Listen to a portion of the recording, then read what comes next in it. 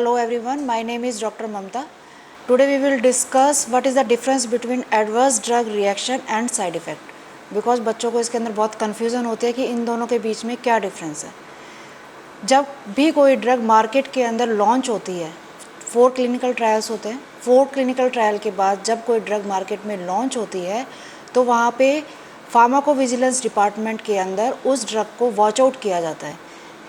Watch out के लिए मतलब कि वो किस तरीके का इफ़ेक्ट देख रही है, कहीं उससे कोई डेथ रेट तो ज़्यादा नहीं हो रहा है, हॉस्पिटलाइजेशन तो नहीं हो रहा है, तो वो ड्रग का जो रिस्क बेनिफिट है और जो उसका बेनिफिट है उन दोनों के बीच में रेशियो देखा जाता है। अगर वो रिस्क जो होता है वो ज़्यादा होता है तो वो ड्रग मार्केट से विड्रॉ कर दिया जाता है।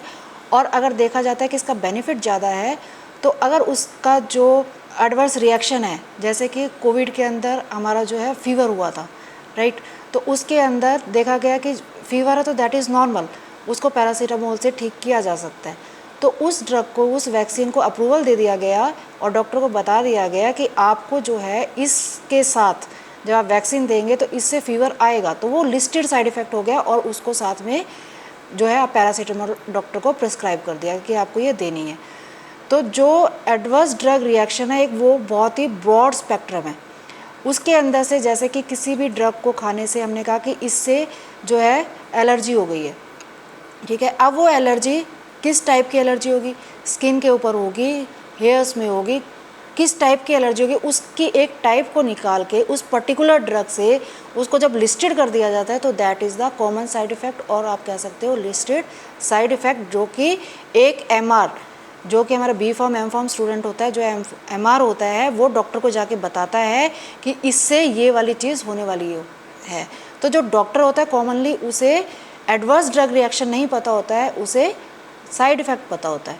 और वो जो साइड इफ़ेक्ट एक्सेप्टेबल हो जाता है, तो आपने जितने भी लीफलेट्स देखी होंगी, जो दवाई के साथ लीफलेट आती है उसके अंदर आपका साइड इफ़ेक्ट की एक लिस्ट होती है, उसके ऊपर लिखा होता है कॉमन साइड इफ़ेक्ट, यानी कि उस दवाई को खाने से आपको वो इफ़ेक्ट हो सकता है या हो गई।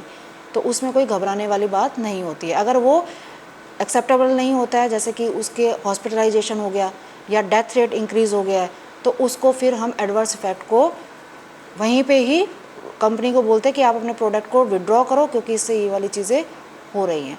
तो this is the main difference between the adverse reactions and side effects.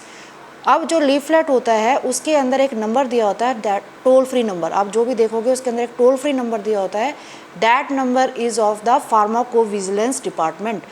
तो हम सब की एक रिस्पॉन्सिबिलिटी बनती है कि अगर किसी को कोई भी रिएक्शन होता है तो हमें उस टोल फ्री नंबर पे इन्फॉर्म करना चाहिए कि मुझे इसको खाने से ये प्रॉब्लम हो रही है, ताकि जो मार्केट के अंदर ड्रग लॉन्च होती है तो वो फार्माकोविजिलेंस डिपार्टमेंट है वो ये फाइंड आउट कर सके कि इस ड्रग को ये खाने से ये चीज़ हो रही है, तो वो उसको साइड इफ़ेक्ट में रखना है या फिर उसको एडवर्स रिएक्शन में रखना है।